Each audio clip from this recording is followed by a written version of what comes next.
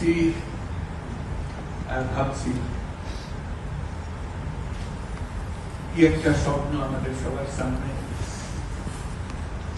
তোমাদের সামনে, জাতির সামনে তোমরা নিয়ে এসছো। প্রথম শুরুতেই আমরা যারা শহীদ হয়েছে তাদের কথা স্মরণ করি। যারা শহীদ হয়েছে তারা চলে গেছে, তোমাদের দিকে তাকাচ্ছিলাম, ভাবছিলাম তোমরাও শহীদ হয়েছে। এটা শুধু ভাগ্যের খেলা, তুমি এদিকে রয়ে গেছো, শহীদ হয়ে গেছে। আজকে তারা আমাদের সঙ্গে বসতে পারত,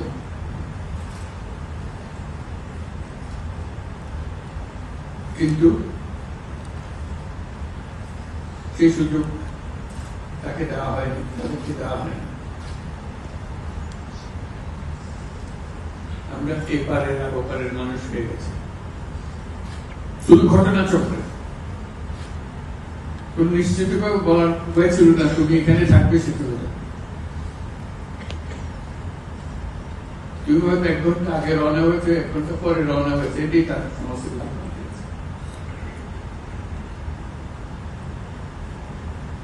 যখন হাসপাতালে যাই তাদের দেখার জন্য, টাকাতে কষ্ট হয়। এরকম তরতাজা একটা ছেলে, একটা মেয়ে এরকম ভাবে কিভাবে ছিন্ন বিচ্ছিন্ন হয়ে গেছে, মাথার খুব চলে গেছে, এদিকে পা চলে গেছে। একদম তাজা তরুণ রংপুরে আমাকে বলল ফুটফুটে এসেছে, স্যার আমি সারা জীবন ক্রিকেট খেলতে চেয়েছিলাম, ক্রিকেটার। এখন দেখেন তোমার পাটা কেটে ফেলেছে, ওই পা রাখার উপায় ছিল।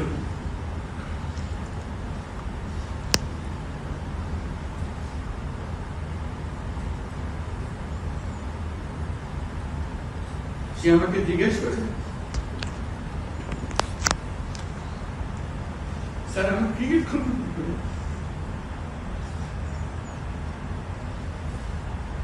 ক্রিকেট তার মাথা থেকে যাচ্ছে না, পা না।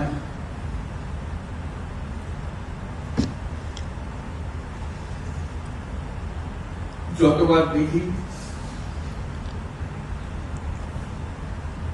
ততবার মনের সঙ্গে প্রশ্ন জাগে। এটাই আমরা বাংলাদেশ বানিয়েছি, যেগুলো তাজা প্রাণ, তাদেরকে ছেড়ে চলে যেতে হয়েছে।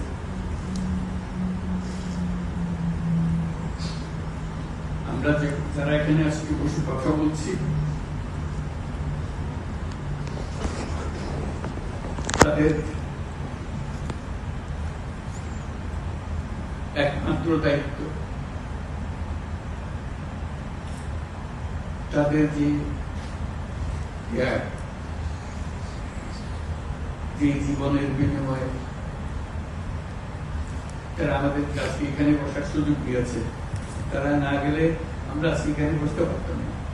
সবাই আমরা যারা সরকারের মধ্যে বসছি, তোমরা যারা আজকে শান্ত মনে এখানে খুব কথা শুনতে এসছি, কেউ এই ভূমিকা আসতে পারতাম।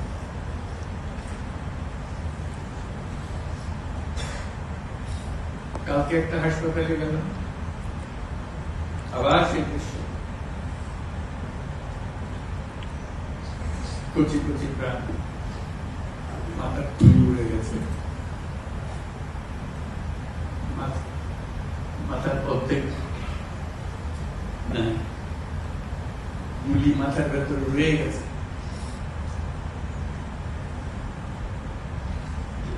একজন এটা রংপুরের হাসপাতালের দৃশ্য, একটা এক্সরে দেখালো।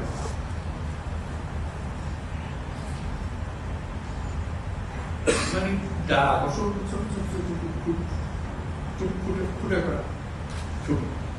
আমি বুঝতে পারতেছিলাম মানে কি দেখাচ্ছে আমাকে। আমি জিজ্ঞেস করলাম কি, যেগুলো গুলি তার শরীরে এখনো রয়ে গেছে, বেঁচে আছে রবার করে।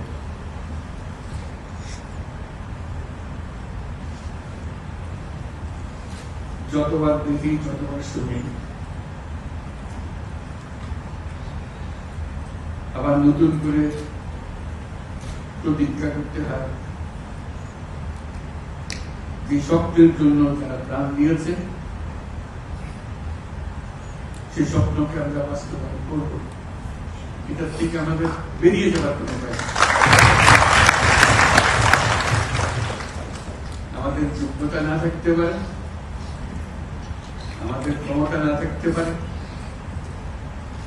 কিন্তু আমাদের প্রতিজ্ঞা রইল আমরা এটা করব।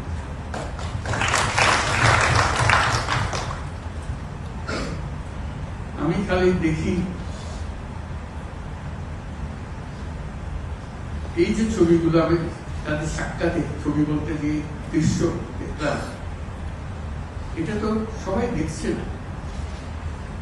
যারা হাসপাতালে আসছে তারা দেখছে প্রতিদিনের ঘটনা, একবারের ছবি। মানুষকে এটা তো জানাতে হবে, বোঝাতে হবে যে এর পেছনে কি ছিল। মানুষ এমনিতেই তোমাদের পেছনে